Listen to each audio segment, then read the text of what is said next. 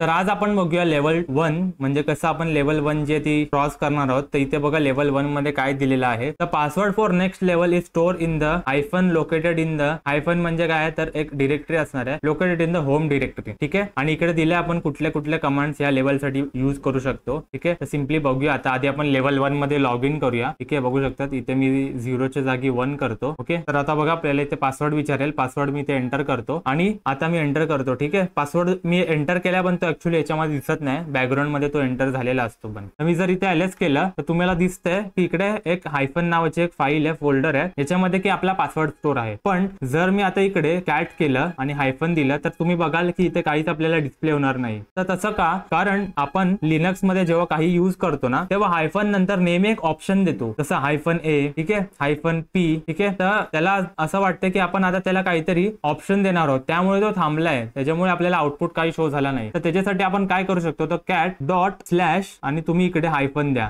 ठीक आहे. बघून घ्या नीट काय येते. कॅट डॉट स्लॅश आणि हायफन. ठीक आहे. जसं मी आता एंटर करेन आपल्याला इथे पासवर्ड बघू शकता तुम्ही इथे डिस्प्ले झालेला आहे. तर हीच होती आजची लेवल 1. ठीक आहे. नेक्स्ट लेवल आपण पुढच्या व्हिडिओमध्ये बघूया. होप करतो तुम्हाला व्हिडिओ आवडला असेल. व्हिडिओ बघण्यासाठी धन्यवाद.